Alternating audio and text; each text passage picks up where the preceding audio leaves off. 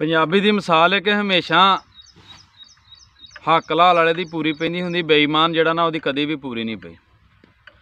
ते बेईमानी दे पुत्तर कदी जवान नहीं हुंदे। इसी तरह एक कंपनी का ना मालक सी, वो ताजर ने ना बड़ी मेहनत की बचपन तो ते बहुत वड्डी कंपनी बना दी उन्हें। लेकिन उस ताजर की औलाद कोई नहीं सी। उन्हें सोचा भी मैं ना अपने जान तो बाद अपने सारे डायरैक्टरां दे विचों ही कोई मालक बनावां इस कंपनी का, किसी नूं कंपनी दे जांगा। उन्हें ना एक दिन सारे डायरैक्टरां दा अपने जिन्ने सन कंपनी के इजलास सद्या। सद के उन्हें आख्या भी गल है भी तैनूं मैं खुश खबरी देनी चाहना वा कि मैं तुहाडे विचों ही किसी एक नूं इस कंपनी का मालक बनाना चाहना। सारे डायरैक्टर खुश होए, लेकिन उन्हें ना थैलियां दे विच छोटा छोटा ना थोड़े थोड़े पैकटियां च बीं पा के रखिया सी।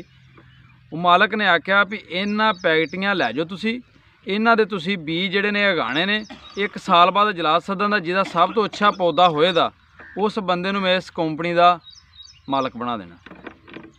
सारे डायरैक्टर वो बीं ले ते लैके घरां नूं चले गए। घर जाके उन्हें गमले ले, अच्छे गमले लैके उन्हां दे विच बीं पाए, पा के ते उन्हां नूं रखिया।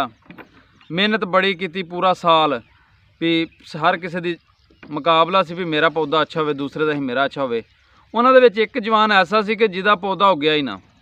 उन्हें वो जिन्ने भी बीं दिते हैं ना वारी वारी एक एक करके सारे जमाए, लेकिन उहदा पौधा ना उगण सी। उन्हें दफ्तर चो जाना, जाके गमले नूं अच्छा पानी पाना, नवें तो नवां गमला लैना, हर वारी नवां बीं उही नवें गमले दे चों उही नवां बीं कढ़ना, थैली चो ला देना, लेकिन ना उहदा पौधा ना उगया। साल लंघ गया। साल बाद उन्हें इजलास सद्या। उन्हें कहा भी आप अपने पौधे लैके ना दोबारा ते आ जाओ। सारे डायरैक्टर अपने अपने पौधे खूबसूरती नाल लैके पहुँच गए, लेकिन वो एक जवान ऐसा सी कि जिहदे कोल पौधा ही कोई ना होवे। हुण मालक तो ना नज़रां चुरा के थोड़ा जिहा साइड ते बैठा भी मालक ने खैर मैनू तो हुण की बनाना, बनन दे ते दूसरे ही ते चलो बेइज्जती ते ना, थोड़ा साइड ते बह जाना।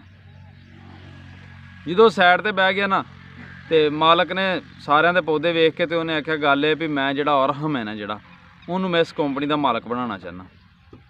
वो सारिਆਂ ਦੀ ना एकदम चीक ही निकल गई। उन्हें आख्या भी ਉਹਦੇ ਕੋਲ ਤੇ पौधा ही कोई नहीं सी ते ਉਹਨੂੰ ਤੁਸੀਂ बनाना चाहते जे, ते असीं इन्नी मेहनत की पौधे उगाए ने, सानू तुसीं नहीं बनाना चाहते। वो मालक ने आख्या गल है भी ਜਿਹੜੇ ਤੁਹਾਨੂੰ मैं बीं दिते हैं ना सारे बीं उबाले हुए सन, उन्हां विचों ते पौधा उग ही नहीं सकता।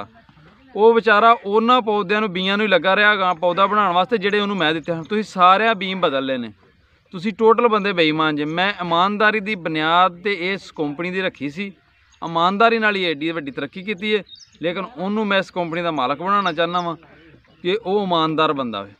गल तो भी ईमानदार का पौधा कदी ना कदी जवान जरूर हो जाता हो जे, एक बारी वक्ती तौर पर महसूस होंदा होवे, लेकिन बेईमानी वाले जिहड़े ना कदी छावें नहीं बैठे उन्हां रुखां दी। इस तो करके मैं आना वा, अक्सर आंदा रहना वा कि जिहड़ी बेईमानी है ना इहदे तो बचिया करो ते हक हलाल ते तवज्जो दिया करो। अल्लाह पाक तुहाडी कमाई च बरकत पावे। तुसीं जिथे भी जे खुश वसो, हसदे रहो।